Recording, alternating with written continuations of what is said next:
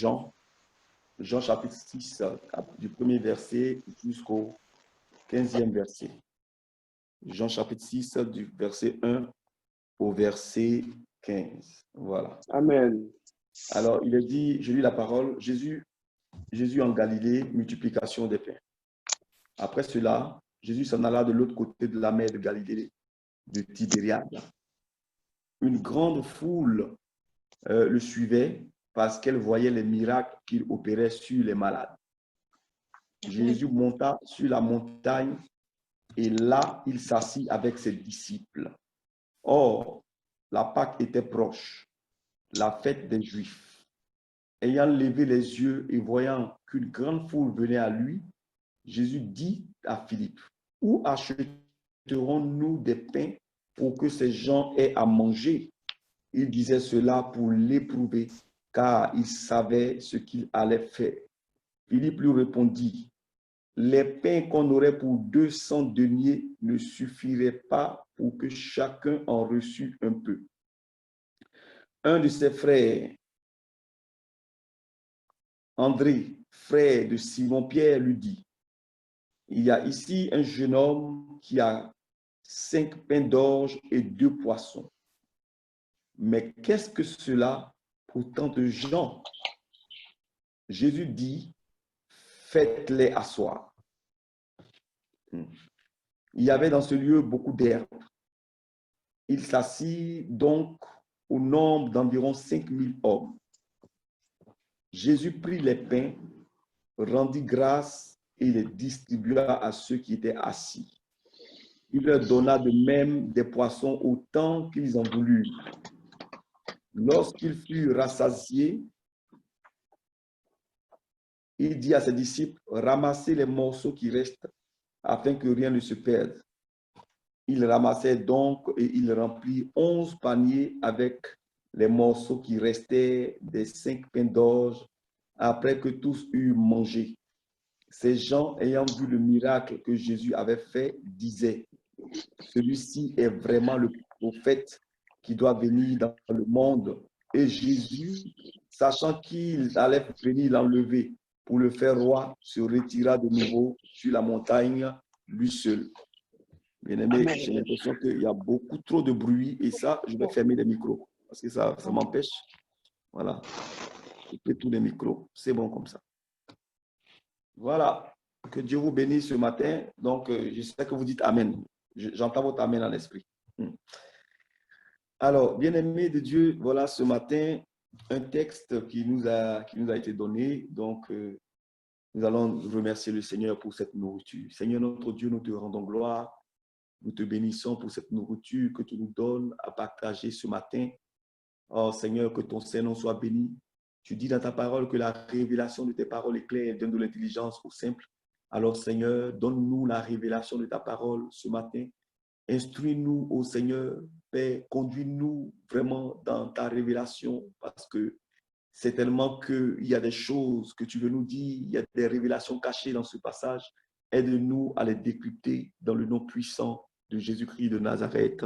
Quelqu'un dit Amen. Voilà. Alors, bien-aimé de Dieu, voici ce texte qui est soumis à notre méditation. Il est tiré du livre de Jean. Voilà, Évangile selon Saint Jean. Jean nous relate une situation, en fait, qui s'est passée. La Bible nous dit que Jésus, voilà, s'en alla de l'autre côté de la mer de Galilée. Donc, il y a une grande foule qui le suivait.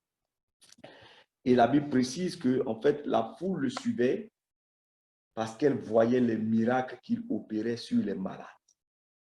Bien-aimé de Dieu, la foule suivait Jésus parce que la foule voyait les miracles que opérait Jésus sur les malades. Donc, ça veut dire que les gens avaient vraiment une très bonne raison de suivre Jésus parce que, vous voyez, la présence de Dieu, que lorsque Dieu est présent, eh bien, Dieu manifeste le désir, bien évidemment, de guérir ses enfants.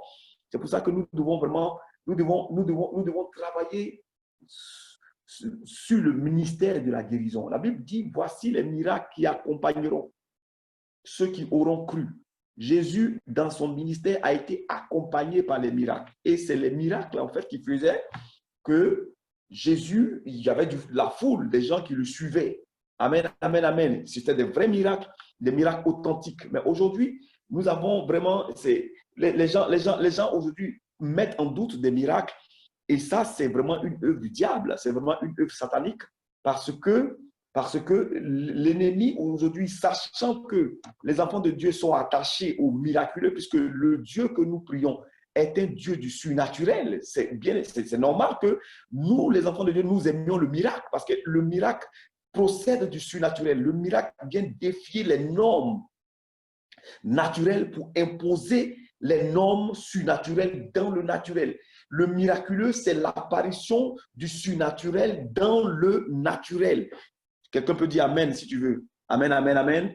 Donc, vous voyez que Amen. Notre Dieu étant un Dieu surnaturel, eh bien, notre quotidien doit être un quotidien surnaturel. Donc, c'était tout à fait normal que les gens suivaient Jésus. Mais vous savez que tout ce qui est fait aujourd'hui, il y a l'original et il y a la photocopie. Vous voyez? Et beaucoup de personnes aujourd'hui, effectivement, font des montages. Je ne suis pas là pour juger qui que ce soit, mais moi, je vous dis une chose, je crois au miraculeux. Je crois que Dieu est capable de miracles. Je crois que Dieu est capable de guérir. Je crois que Dieu est capable de libérer des corps. Je crois que Dieu est capable de restaurer des vies. Je le crois. Pourquoi? La Bible me dit que mon Jésus, que le Jésus que je prêche, faisait des miracles et c'est à cause des miracles, à cause de ce que Jésus impactait les gens, il guérissait les malades, que des gens le suivaient. Et Jésus ne s'en plaignait pas. Amen. Voilà. Alors donc, on nous dit que Jésus monta sur la montagne et il s'assit avec ses disciples. Et voilà quelque chose, il va poser, il leva les yeux et il a vu la foule. Jésus a levé les yeux et il a vu la foule. Une foule qui le suivait. Je vous ai dit hier qu'une église ou une organisation religieuse qui n'est pas capable de pouvoir faire du social a un problème. Regardez ce qui va se passer. On dit, Jésus, ayant levé les yeux, voyant qu'une grande foule venait à lui, Jésus dit, où achèterons-nous des pains? C'est-à-dire que Jésus pose la question à son disciple, où achèterons-nous des pains pour que ces gens aient à manger? Où achèterons-nous des pains? Donc, Jésus lui-même était soucieux des gens qui venaient écouter la parole. Mais vous voulez écouter, vous voulez donner la parole aux gens. Mais les gens, ils ont faim, vous venez parler la parole. Ça ne marche pas. Le gars, il a faim. Donne-lui à manger d'abord. Il sera plus disposé à t'écouter. Amen, amen, amen, amen. Alléluia. C'est très important. Amen. Bien-aimé. Et ça, le ministère de Jésus était pourvu. Si Jésus a parlé d'acheter, ça veut dire que son ministère, là, il y avait l'argent. Il y avait l'argent. Ça veut dire qu'il y avait des dons, il recevait des dons, il recevait tout ça. Et celui qui gardait la bourse, c'était qui? C'était Judas, le trésorier. Bon, je sais que mon trésorier, le trésorier de Chama est un homme spirituel. Ce n'est pas au nom de Jésus de Nazareth. Mais, Amen. voilà. Mais je vous dis que, voilà, du temps de Jésus, c'était vraiment le disciple Judas qui gardait la trésorerie. Donc, ça veut dire que le ministère de Jésus était pourvu. C'est pour ça qu'il a parlé d'acheter. Amen. Mais regarde, mais la Bible nous dit quoi? L'écrivain hébraïque nous dit que Jésus pose la question, il dit, où achèterons-nous des pains pour que ces gens aient à manger? Donc Jésus est soucieux de ce que les gens vont manger. Il est soucieux. Il disait cela pour l'éprouver car il savait ce qu'il allait faire. Bien-aimé, voilà la problématique, voilà la situation de l'homme. Philippe, ici, est le symbole de l'homme. Voilà une situation qui se pose à lui. Il y a du monde. Jésus met une problématique, il met une épreuve. Il lui pose la question à Philippe, humainement parlant. Dieu pose la question à un humain par rapport à une situation humaine. Il dit, mais qu'est-ce que nous allons faire? Mais Philippe, lui, au lieu de chercher une solution spirituelle à la situation, lui, il a raisonné comme un vrai humain. Alors que Jésus disait cela pour l'éprouver. Parce que Jésus savait ce qu'il avait à faire. Philippe va répondre, il dit, les pains qu'on aurait pour deux, voilà comment l'homme se lamente. Les pains qu'on aurait pour 200 deniers ne suffiraient pas pour que chacun en reçût un peu. Hein? Est-ce que cette situation-là, est-ce que je peux arriver à faire ça? Est-ce que je peux arriver à faire ci? Est-ce que Seigneur, vraiment, le peu que j'ai, Est-ce que ça peut me permettre de faire ça? L'homme est en perpétuelle situation de tentation. Donc, Philippe s'est lamenté. Vous dites, mais même l'argent, on investit de l'argent dans ce truc, on ne peut pas nourrir tout ce monde. Bien-aimé, à chaque situation qui est posée dans ta vie, sache que Jésus a une solution. Alléluia. Même Jésus lui-même, il pose le problème. Jésus lui-même il vient t'éprouver par un problème. Les situations que nous vivons souvent, c'est le Seigneur lui-même qui les provoque. Pour que tu saches, pour que vraiment, que tu arrives à voir la manifestation de sa gloire dans ta vie.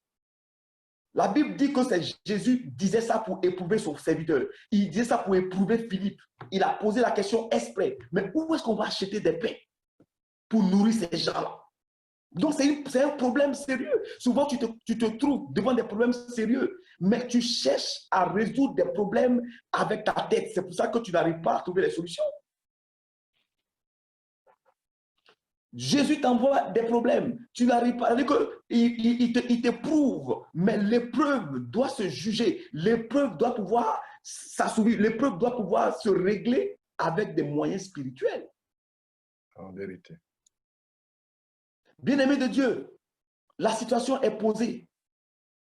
Philippe se lamente comme toi et moi, nous nous lamentons quand ça ne va pas. Seigneur, où est-ce que je vais avoir de l'argent pour réaliser ce projet? Où est-ce que je vais avoir l'argent pour faire ça? Seigneur, je n'ai rien. Comment je vais faire? Mon Dieu et mon roi, comment je vais faire? Seigneur, je n'ai pas ci, je n'ai pas ça. Bien-aimé de Dieu, je l'ai toujours enseigné. J'ai dit que le mot, il ne faut jamais associer le rien, le néant à sa situation. Parce que quand tu associes le néant à ta situation, tu poses un problème à Dieu. Parce que Dieu, lui, il n'additionne pas. Dieu, il multiplie. Alors, Amen. quand tu associes le néant à ta situation, donc tu poses un problème au Seigneur. Regardez ce qui va se passer. La Bible nous dit quoi? Qu'il y a un disciple, André, frère de Simon, qui lui dit, il y a ici un jeune homme, un garçon, qui a 5 pains d'orge et 2 poissons. Dieu n'a pas besoin de multitude pour pouvoir glorifier son nom. Dieu a besoin du peu. Et je vais te dire une chose. Au moment où tu penses qu'il n'y a rien, au moment où tu penses que tu n'as rien, eh bien, Dieu te dit qu'il y a forcément quelque chose en toi sur lequel il peut s'appuyer pour multiplier. Alléluia. L'ennemi te fait croire que tu es dans le néant. Mais Dieu ne peut pas, Dieu ne t'a jamais créé dans le néant. Il y a toujours quelque chose sur lequel Dieu veut s'appuyer. Tu as certainement quelque chose en toi que tu ignores. Il y a peut-être quelqu'un qui est dans ton entourage que tu ignores. Il y a une situation peut-être que tu ignores parce que tu n'as pas encore ouvert les yeux. Les gens ne t'ont pas qu'ils ont posé un problème. Ils ne se sont même pas rendus compte qu'il y avait quelqu'un là qui avait deux poissons. Mais qu'est-ce que 2 poissons et 5 pains d'orge? Qu'est-ce que ça peut faire? Humainement parlant, on se pose la question, mais qu'est-ce que ça peut faire? Après de 5000 personnes, 2 poissons et 5 pains d'orge, ça peut faire quoi? Bien-aimé, je suis venu te dire ce matin que ce qui est impossible aux hommes est possible à Dieu.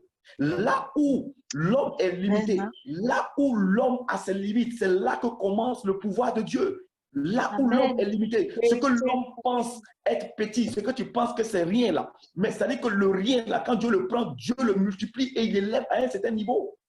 Amen.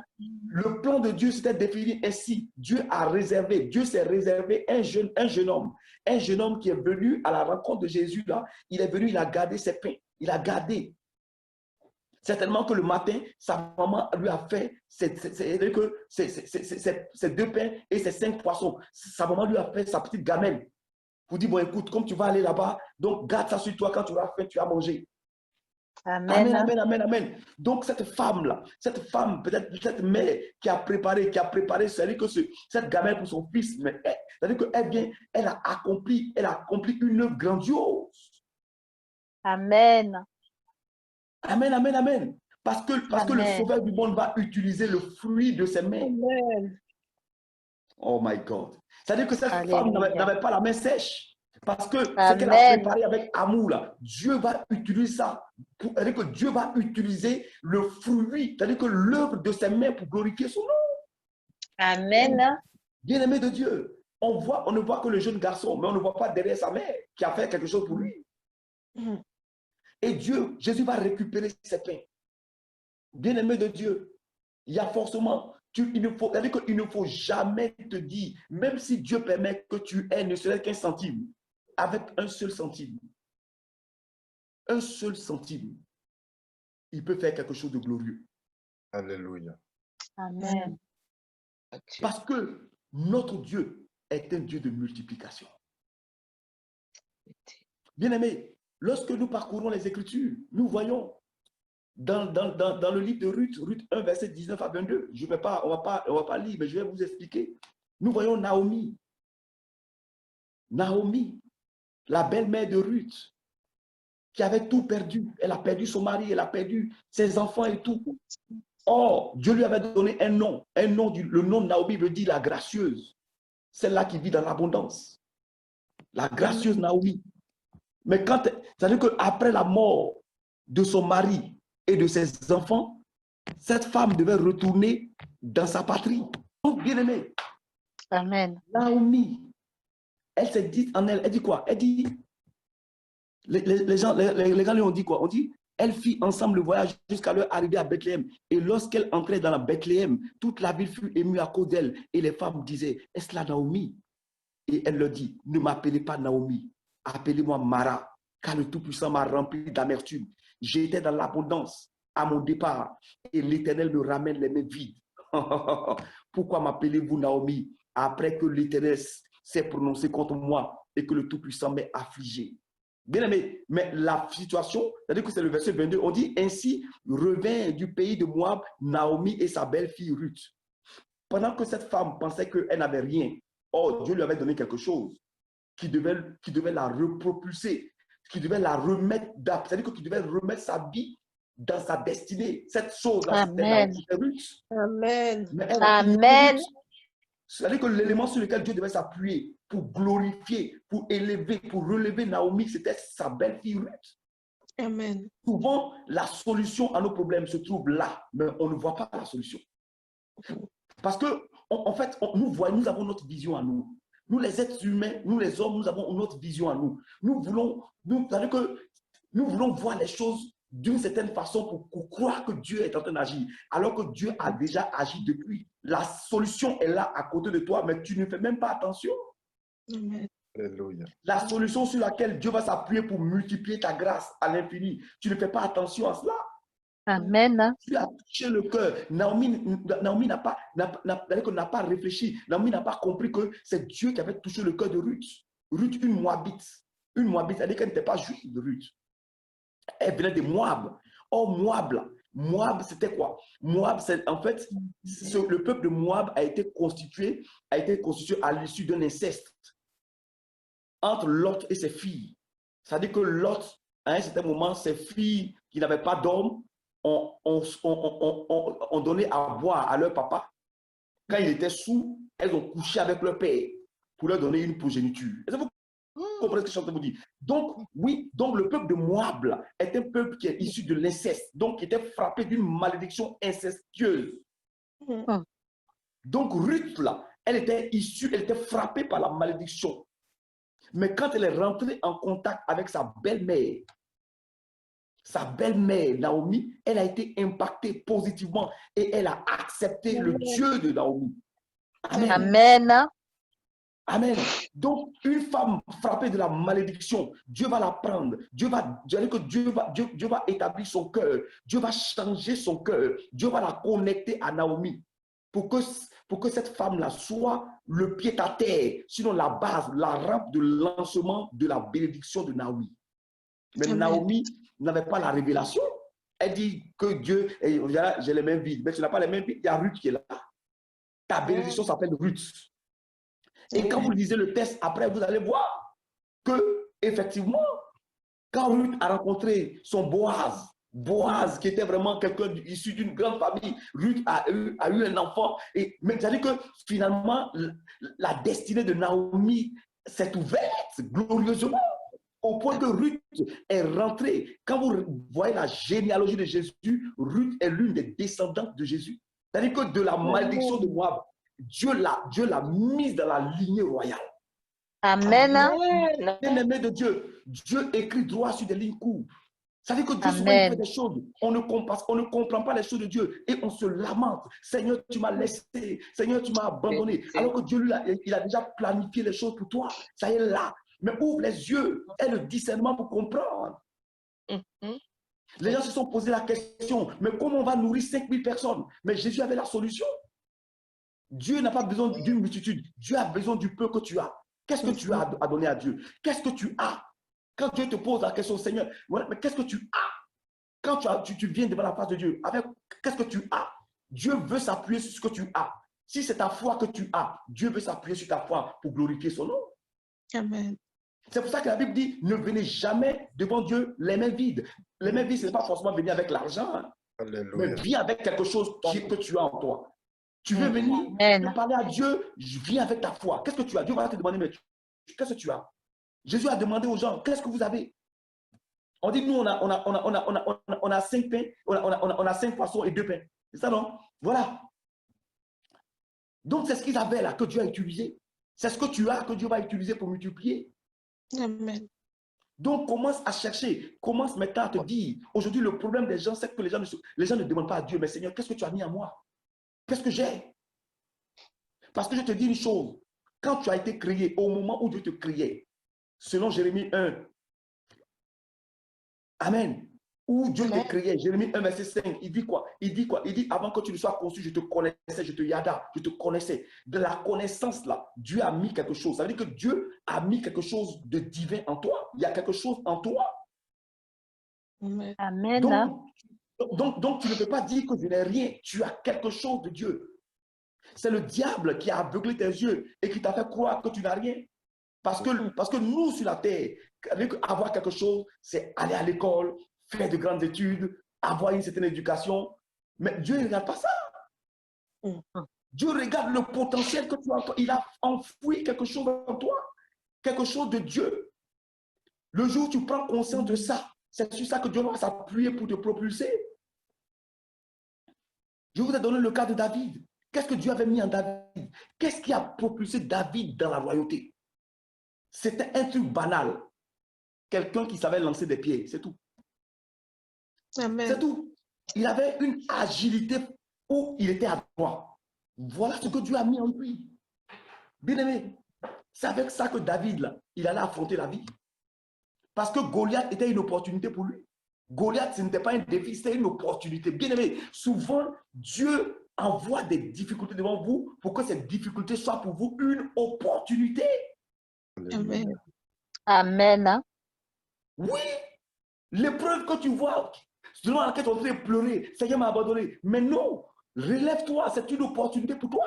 Regardez, quand Goliath est venu insulter le peuple, machin, et tout, David allait demander, mais au fait, s'il y a quelqu'un qui tue Goliath, là, on va lui donner quoi? On dit, celui qui tue Goliath, là, on va, non seulement, il sera couvert de présents, mais on va lui donner la fille du roi. Oh.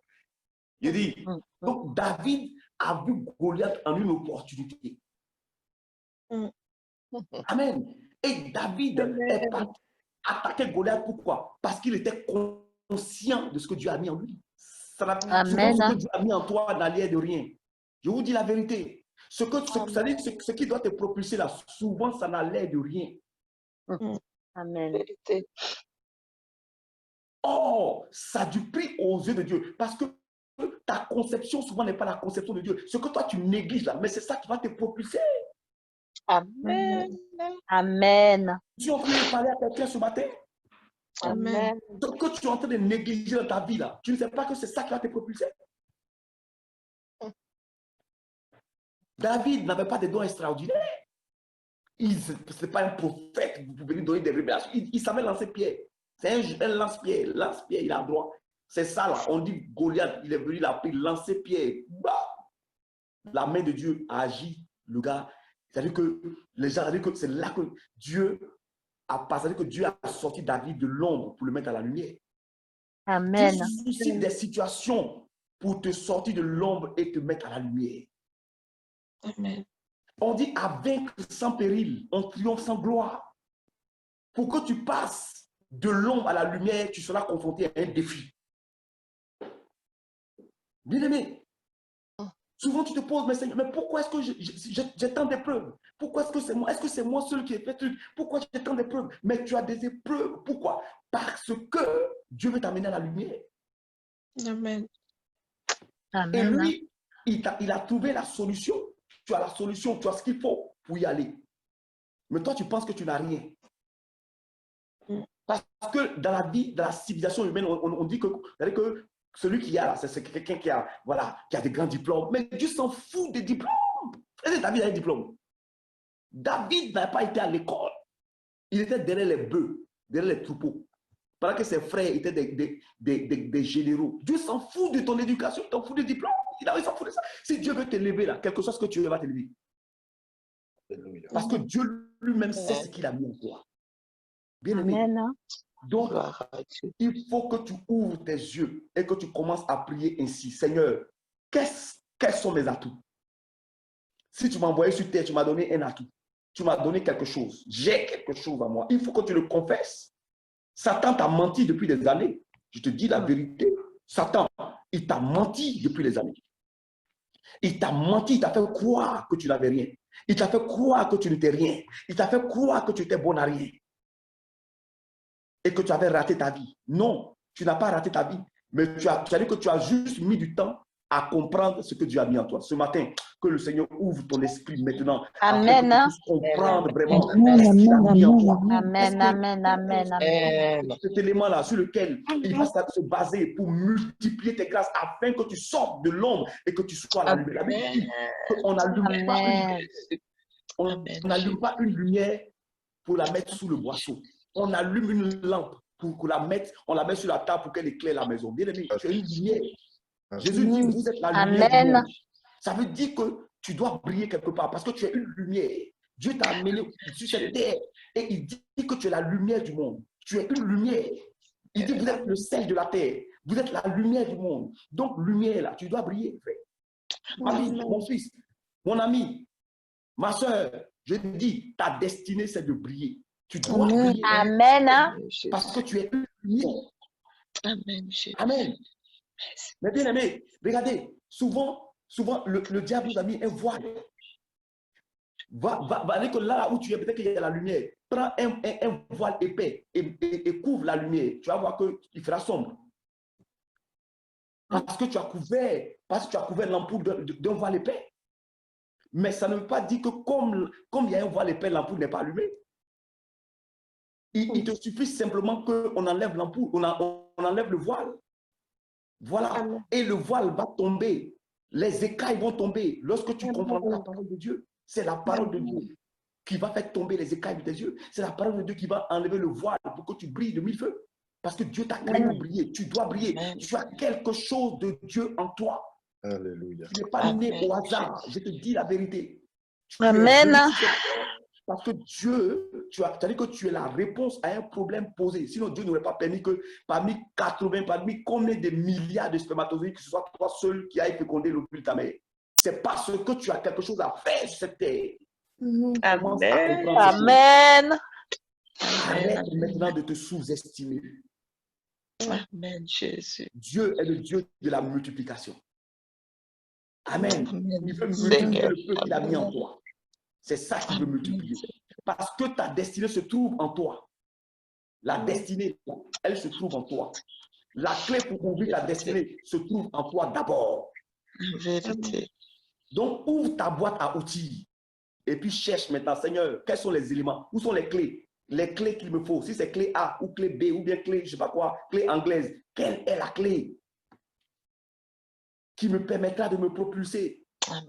Dieu attend ça. Donc, bien aimé, ce matin, vraiment, je voudrais t'encourager. Je voudrais t'encourager pour te dire que les problèmes les plus difficiles qui sont posés ont leur solution.